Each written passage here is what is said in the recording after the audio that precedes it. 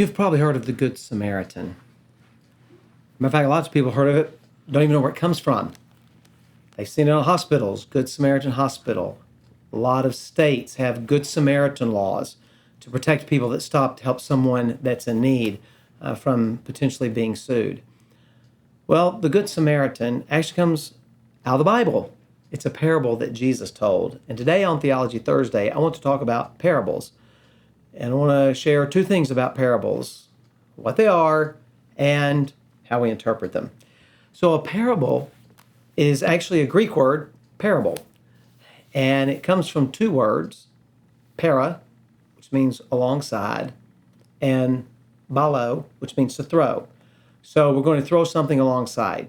So here's the idea. We have a truth. This truth can be stated in abstract, straight words. You should help people. But a parable is a story that's laid down or thrown down next to the truth to help us picture it, to illustrate it.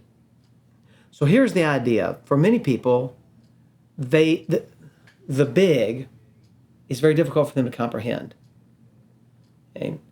So they need the small as an example. So they think specific to general. Give me the story that helps me understand the general principle, rather than having the general principle and show me a story, like they think the other way around. And so we have the truth, and a parable is a story laid alongside of it. Now that's going to be very important when we think about the ways that we interpret parables, and so I'm going to come back to that in just a minute. So it's a story that's laid alongside. The second thing about a parable is that it does not necessarily have to be true. It could be a made-up story, a make-believe story, because again, our point's not the parable. Our point is the truth. And so the parable kind of illustrates that. So let me give you an example of a parable from the Bible that clearly is not true.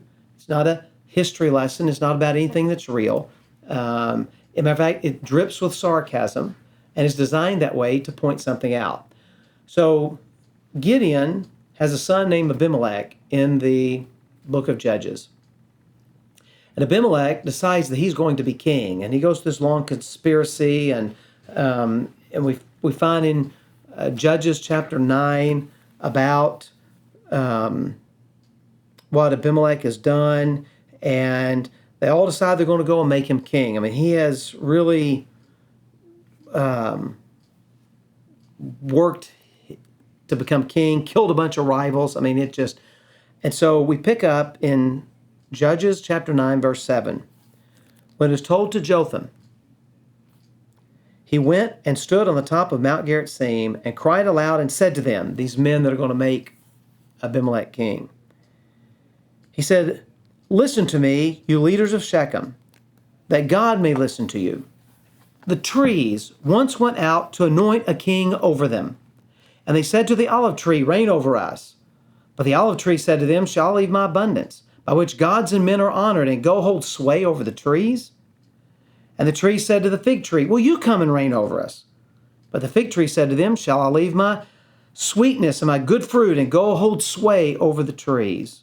And the tree said to the vine, you come and reign over us. But the vine said to them, shall I leave my wine that cheers God and men, and go hold sway over the trees? Then all the trees said to the bramble, just like a sagebrush, just a thorn bush, you come and reign over us.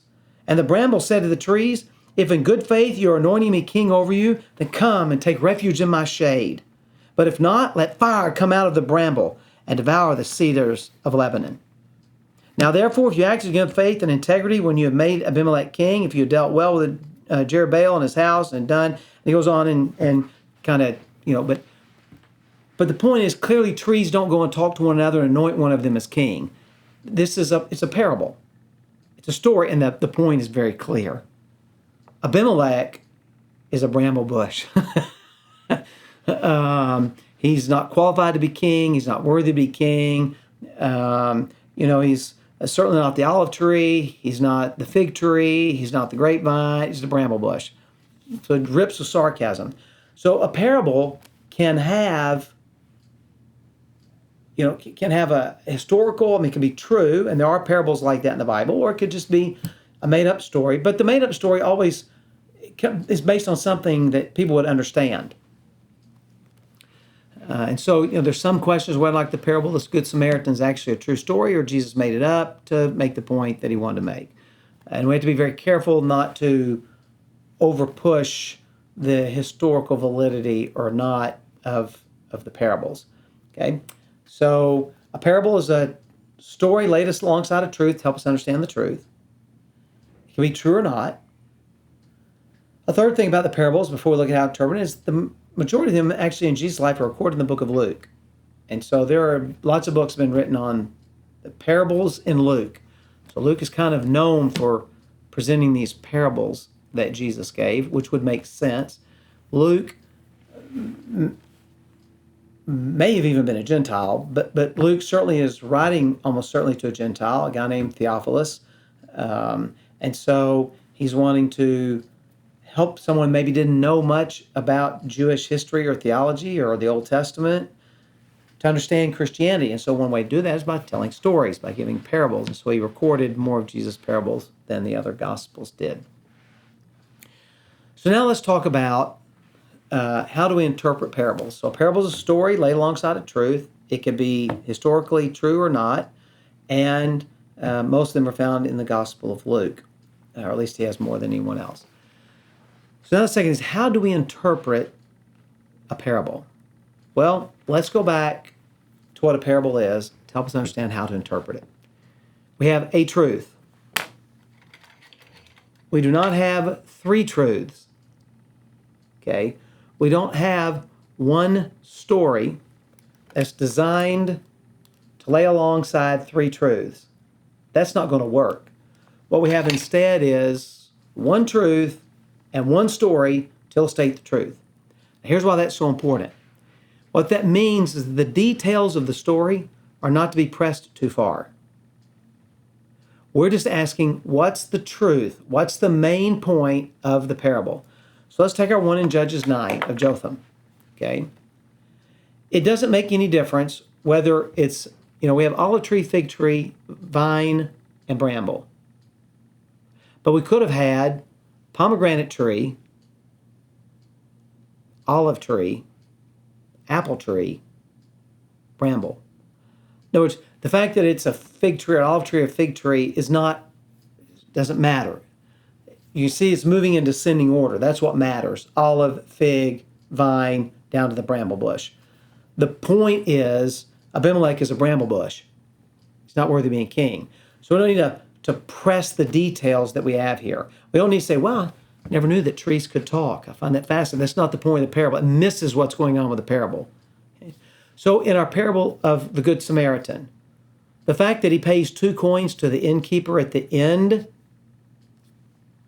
doesn't matter. That's not the Old and New Testament. It's not the Father and the Son. It's just 2 coins. That he's going from Jerusalem to Jericho doesn't matter. It could have been any road. Jesus could have chosen any road to talk about. It doesn't matter. Those details, we don't need to push the details of a parable. We need to ask, what's the truth? What's the point? What are we getting at? Okay? And that parable is very easy because it begins by a lawyer saying, what are the great commands? And Jesus says, love the Lord your God with all heart, soul, mind, strength, and love your neighbors yourself. And he comes back with, who is my neighbor? So Jesus tells the parable of the Good Samaritan. At the end, he says, who was this man's neighbor? And the lawyer says, the man who helped him. So the point is, here's the story, and the truth we're getting across is that anyone in need is your neighbor. Anyone in need is your neighbor. There are other kind of subplots that are going on here, but the details don't matter. He got beaten up by robbers, but he could have just as easily have stumbled and broken his leg and been in need. The fact those robbers is not that important. This is the one truth. So we have to be very careful when we look at the parables. Okay, what's the truth?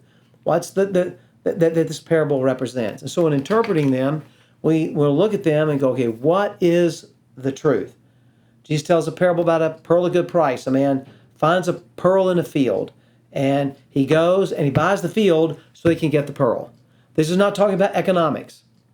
Some people say, well, he was being dishonest. He didn't say I found it. Why is he digging in somebody else's field? All of that misses the point. The point is, you'll give up anything, or rephrase that, you'll give up everything if you can have something that's more valuable than everything you give up. So if all of your wealth together is a 6, and you put it all together, and you give it away so that you can get a 9, it's worth it. You've gotten something more valuable. And so that's the point of that parable. So we have to be very cognizant that in interpreting parables, we stick with just what is the main point. And that'll help you not get lost in the weeds and not read something in the Bible that's not there. But just understand, here is the basic point.